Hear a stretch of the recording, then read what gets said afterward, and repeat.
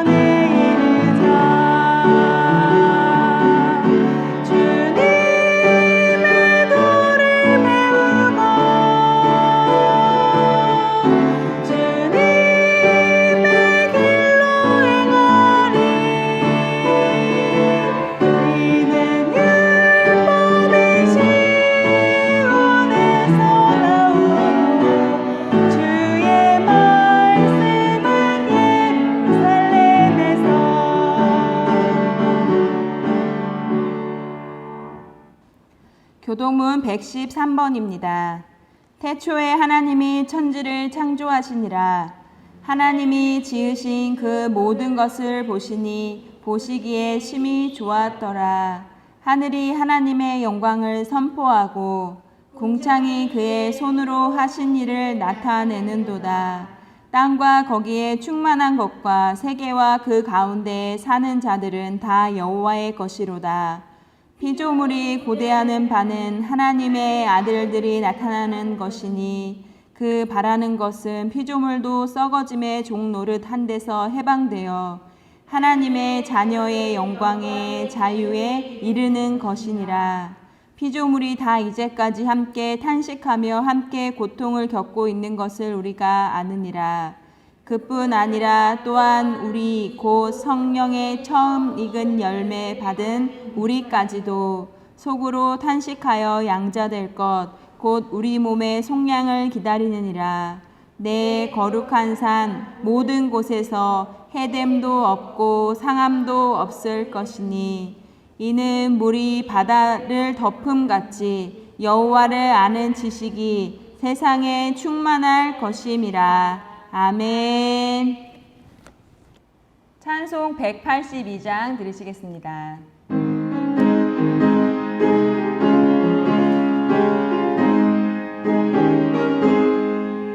강물같이 흐르는 기쁨 성령 강림함이라.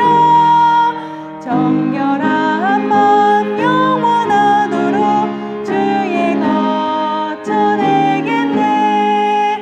주님 주시는 참된 평화가 내 맘속에 넘치네. 주의 말씀에 거센 풍랑도 잠잠하게 되도다.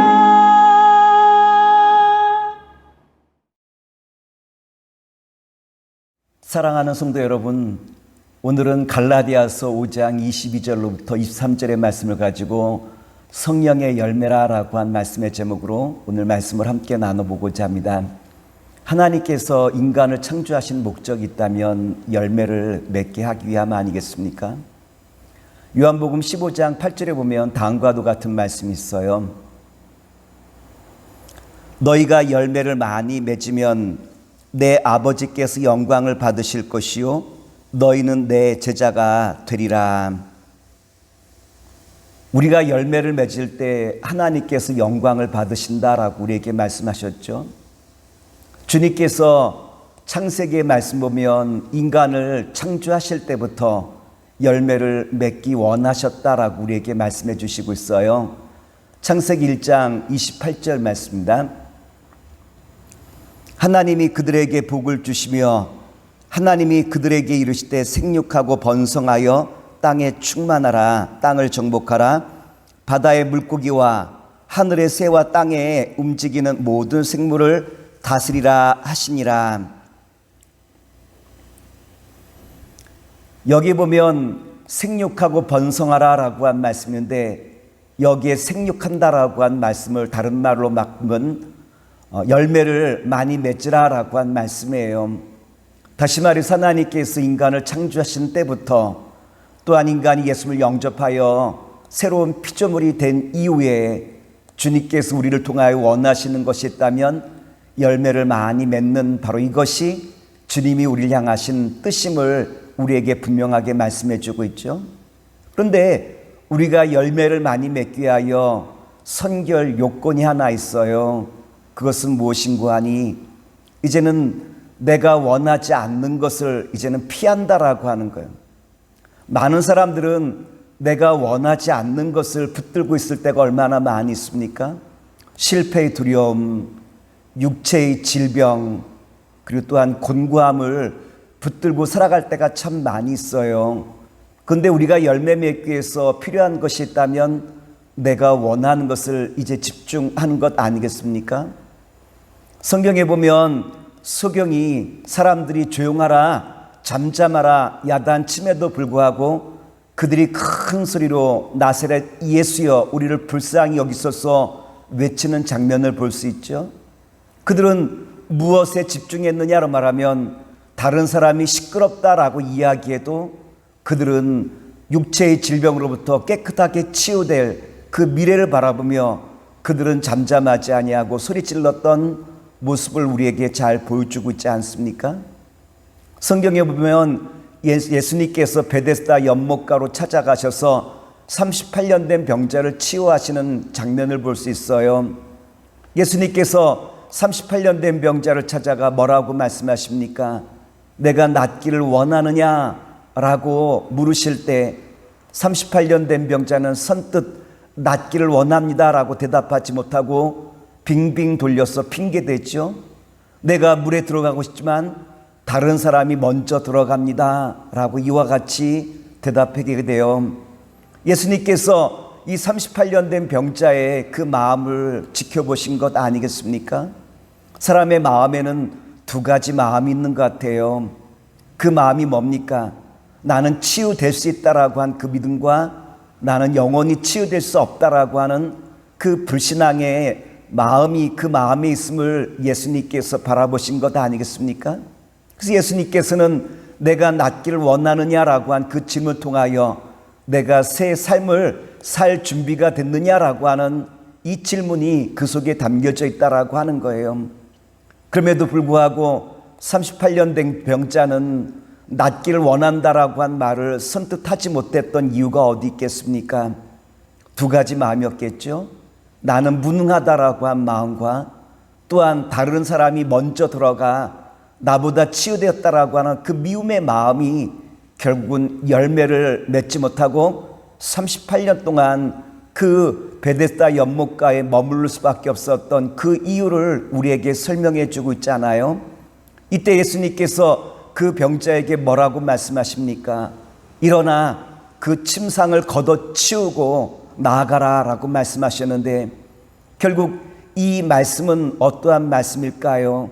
그동안 누군가가 나를 도와주지 않았다라고 하는 그 생각이 38년 된 병자를 붙들었다라고 한다면 이제는 새로운 생각, 앞으로 되어질 좋은 일에 집중하면서 너가 그 일을 할 수 있는 주인공이다라고 하는 새 생각을 예수님께서 38년 된 병자에게 불어넣어 주신 것 아니겠습니까? 성경에 보면 사도 바울에게 말씀하시기를 우리가 곤고함과 어려움 상황 속에서 두 음성이 들려온다라고 말씀하셨어요. 하나는 성령의 음성이요, 또 한 가지는 육체의 음성이라고 우리에게 말씀하시고 있죠. 이와 같은 상황 속에서 사도 바울은 우리에게 뭐라고 권면해 주시고 있습니까? 갈라디아서 5장 16절 말씀입니다. 내가 이르노니 너희는 성령을 따라 행하라. 그리하면 육체의 욕심을 이루지 아니하니라. 바울은 우리에게 하나님의 법을 따를 것을 말씀해 주고 있죠. 하나님의 법을 따를 때 얼마나 삶의 기쁨이 넘치는가라고 한 것을 우리에게 잘 보여주고 있어요. 그런데 문제는 뭐냐면 하나님의 말씀으로 창조된 피조물들이 하나님을 알기를 원하지 않고 있다라고 한 것 아니겠습니까? 근데 문제는 하나님의 그 법, 하나님을 아는 것이 그냥 열리지 않는다라고 하는 거예요. 언제 하나님의 그 법을 아는 그 지혜가 사람들 가운데 열릴까요? 성경에 보면 바울 사도가 에베소 교인들에게 하나님을 아는 그 계시와 지혜를 알기를 간절히 기도하고 있는 모습을 볼 수 있죠. 에베소서 1장 17절과 18절 말씀입니다. 우리 주 예수 그리스도의 하나님 영광의 아버지께서 지혜와 계시의 영을 너희에게 주사 하나님을 알게 하시고 너희 마음의 눈을 밝히사 그의 부르심의 소망이 무엇이며 성도 안에서 그 기업의 영광의 풍성함이 무엇이며. 바울 사도가 에베소 성도들에게 지혜와 계시의 영이 열리기를 간절히 기도했던 이유가 무엇입니까? 하나님을 알 수 있는 그 눈이 열리기 때문에 그래요. 지혜와 계시의 영이 우리 가운데 들어올 때 하나님을 알게 되어지고, 또한 하나님께서 나를 부르신 그 부르심의 그 소망, 부르심의 그 목적이 무엇인지를 우리가 알게 되어지고, 하나님의 그 계획이 무엇인지, 또 나를 통하여 그 기업의 영광의 풍성함을 어떻게 주기를 원하시는지 그 마음을 알게 되어질 때 우리는 새로운 눈이 열리는 것 아니겠습니까? 지금 바울이 있는 곳은 어디냐면 로마 감옥이에요. 감옥에 오랫동안 갇혀 있을지, 또한 재판을 통하여 그가 사형당할지, 정말 그 앞길이 보이지 않는 고난과 어려움의 순간이었지만 바울은 그 고난 속에서도 찬송하리로다, 주님 앞에 찬양과 영광을 돌리고 있는 바울의 그 모습은 이와 같이 그 부르심의 목적이 무엇인지 분명히 알았기에 그는 주님께 이와 같이 찬양과 영광을 돌릴 수 있는 은혜의 자리에 설 수 있었음을 우리에게 잘 나타내 보이고 있지 않습니까? 가을이 깊어가는 계절에 우리가 서 있어요. 가을이 깊어간다는 것은 열매를 맺어야 된다라고 하는 것인데, 우리가 어떻게 하면 아름다운 열매를 많이 맺어 나갈 수 있을까요? 베드로후서 1장 3절에 보면 이와 같은 말씀이 기록되어 있어요. 그의 신기한 능력으로 생명과 경건에 속한 모든 것을 우리에게 주셨으니 이는 자기의 영광과 덕으로서 우리를 부르신 이를 알므로 말미암음이라. 베드로 사도는 뭐라고 우리에게 말씀하시고 있죠? 신기한 능력으로 생명과 경건에 관한 모든 것들을 주님께서 우리에게 주셨다라고 우리에게 말씀해 주시고 있죠. 그렇다면 주님께서 우리에게 주신 신비한 그 능력이란 무엇일까요? 베드로전서 2장 9절에 보면 다음과도 같은 말씀이 기록되어 있어요. 그러나 너희는 택하신 족속이요 왕같은 제사자들이요 거룩한 나라요 그의 소유가 된 백성이니 이는 너희를 어두운 데서 불러내어 그의 기이한 빛에 들어가게 하신 이의 아름다운 덕을 선포하게 하려 하심이라. 베드로 사도는 우리에게 뭐라고 말씀하시고 있죠? 너희는 택하신 족속이요 거룩한 나라요 제사장 같은 백성이라라고 우리에게 말씀해 주시고 있죠. 그런데 우리에게 이와 같은 새로운 신분을 주셨다고 우리가 저절로 열매를 맺는 것은 아니라라고 한 거죠. 어떻게 하면 우리가 그 열매를 맺을 수 있을까요? 베드로후서 1장 5절로 8절의 말씀 보면 이와 같은 말씀이 기록되어 있어요. 그러므로 너희가 더욱 힘써 너희 믿음의 덕을 덕의 지식을, 지식의 절제를, 절제의 인내를, 인내의 경건을, 경건의 형제 우애를, 형제 우애의 사랑을 더하라. 이런 것이 너희에게 있어 흡족한즉 너희로 우리 주 예수 그리스도를 알기에 게으르지 않고 열매 없는 자가 되지 않게 하려니와. 주님께서 우리에게 신비한 능력을 주셨다라고 말씀하셨죠.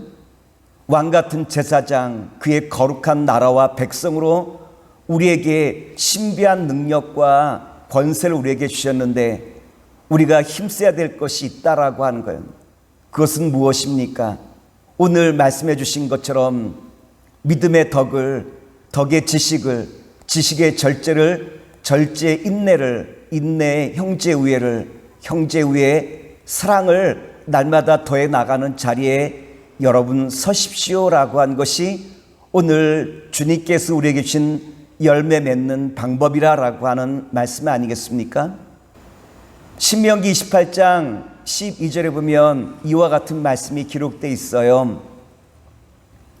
여호와께서 너를 위하여 하늘의 아름다운 보고를 여시사 내 땅에 때를 따라 비를 내리시고 내 손으로 하는 모든 일에 복을 주시리니 내가 많은 민족에게 꾸어 줄지라도 너는 꾸지 아니할 것이요.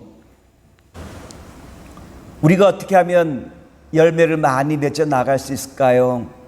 주님 우리에게 뭐라고 말씀하시고 있냐면 하늘의 보문 창고는 우리 성도들에게 열려 있다라고 우리에게 말씀해 주고 있죠.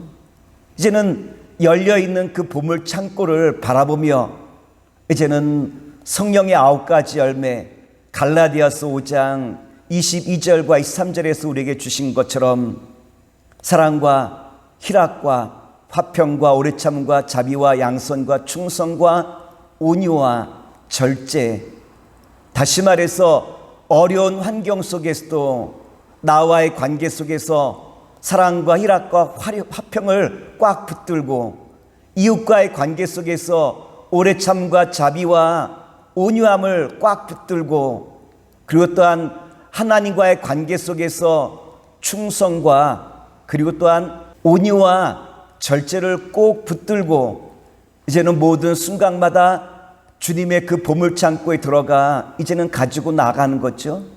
만일 육체의 질병이 걸렸다고 한다면 이제는 하나님의 보물창고로 들어가 내가 병이 다 나았음을 이제는 치유가 되었음을 이제는 기쁨으로 붙들고 가지고 나와 이제는 그렇게 살라고 하는 거예요.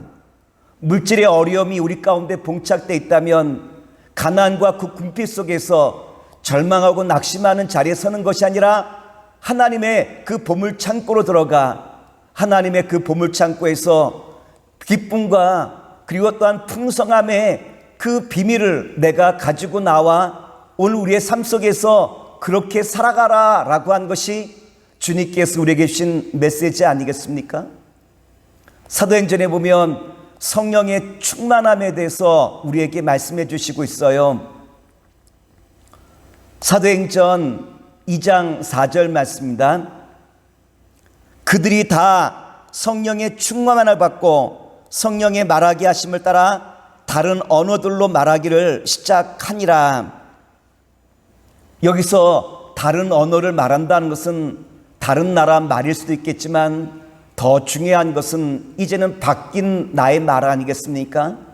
이전에는 어렵다, 힘들다, 안 된다 라고 하는 말을 내가 그동안 써왔다고 한다면 이제는 주님께서 모든 것을 행하실 것입니다 라고 하는 바로 이 믿음의 언어로 바뀐 나의 말이 다른 언어 아니겠습니까? 예수님의 제자들도 예수님께서 부활 승천하시면서 아직 예수님을 믿는 사람들을 향한 박해가 끝나지 않았지만 그들은 어떠했지요? 주님께서 최후 승리할 것이라고 하는 그 믿음이 있었기에 박해와 또한 죽음의 공포가 그들 앞에 있었지만 그들은 다른 언어, 주님께서 반드시 이루심을 믿고 나아가 복음을 증거했을 때 마침내 주님의 그 역사를 펼쳐나갈 수 있었듯이 오늘 주님께서는 저와 이를 통하여 성령의 그 열매를 바라보며 이제는 고난과 어려움의 그 땅에서 주께서 역사하심을 믿고 그 믿음의 열매를 붙들고 나아갈 때 반드시 승리함을 우리에게 주신 이 말씀을 꼭 붙드시면서 날마다 우리의 모든 삶의 현장 속에서 성령의 열매를 가득가득 맺어 주님의 그 역사를 이뤄나갈 수 있는 주님의 거룩한 자녀와 백성 되시기를 다시 한번 기도하겠습니다.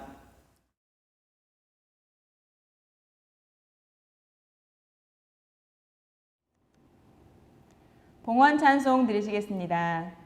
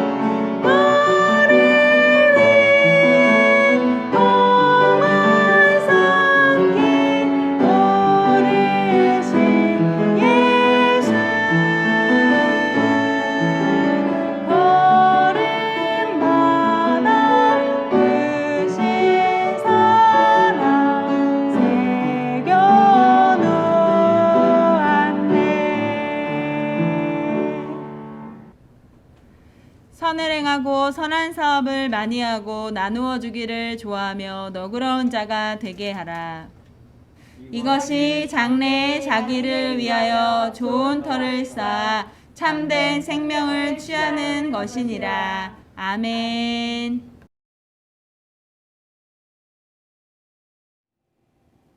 파송의 찬양 드리시겠습니다.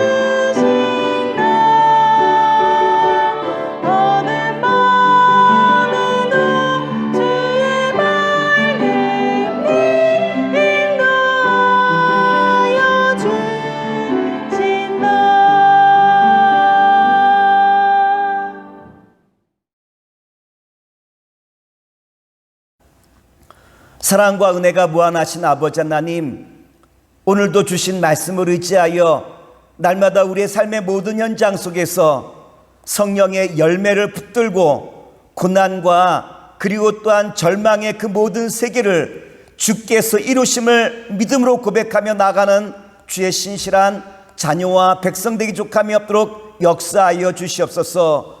이제는 우리 주 예수 그리스도의 은혜와 무한하신 아버지 하나님의 사랑하심과 성령님의 역사하심이 오늘 다른 언어를 말하기 시작하는 주의 거룩한 백성들 위해 이제로부터 영원토록 함께 하시기를 간절히 축원하옵나이다. 아멘.